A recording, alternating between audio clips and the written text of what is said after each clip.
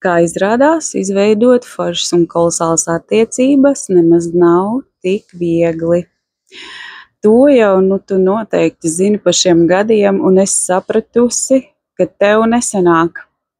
Un tu nesaproti, ka nesanāk tieši dēļ tevis.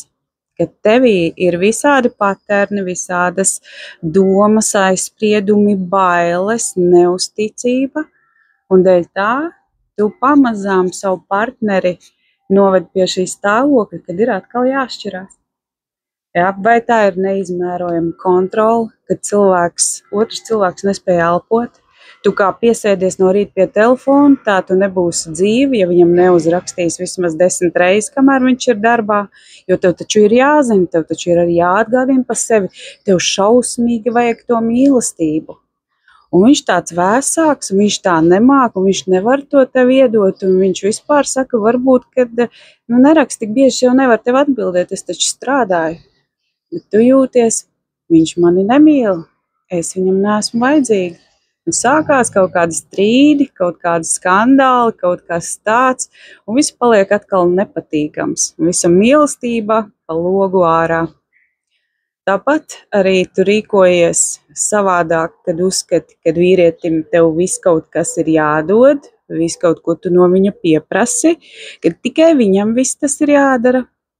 Un tas ir viņa pienākums. Tad ekspektācijas visu laiku, lai tas otrs dara, izdara un pārdara, un lai tur viss ir. Tālāk tev ir bailes. Viņš noteikti tevi nokrāps. Viņš noteikti tev ir jāskatās obligāti. Ja tu neskatīsies savu vīrieti, viņš obligāti ieliks citas gultā pa ceļam uz darbu. Un tā tas ir. Nevar viņiem uzticēties. Protams, arī ar šo sajūtu tu nogalini attiecības, un vīrietis bēgdams aizbēg. Un tāpat arī ir daudz un citas, kuras tu neredzi nemaz savos paternos un uzvedībā. Tev liekas, ka tu visu dari, tu taču esi ļoti laba, tu rūpējies, tu taisi ēst tīri māju, tu strādā, tu par visu vari pagādāt. Bieži vien ir tā, ka tu pat viņam atņemsi cirvi un saskaldīsi to malku pati taču.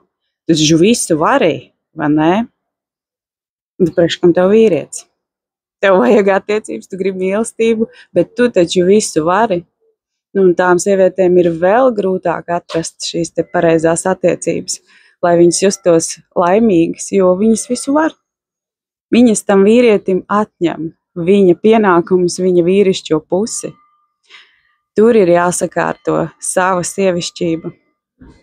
Ja tev interesē, kāpēc tev nav veicies izveidot ilgstošas un labas attiecības, griezies pie manis uz konsultāciju. Es varu tev palīdzēt. Mēs tiksim ar to skaidrībā, un tu ieraudzīsi, no kurienes ir tev šī te vai citāda uzvedība, ticība, paterni un vispārējais. Kāpēc tu tā tieši domā? Kas tev traucē veidot ar vīrieti veselīgas attiecības? Lai tev forša diena!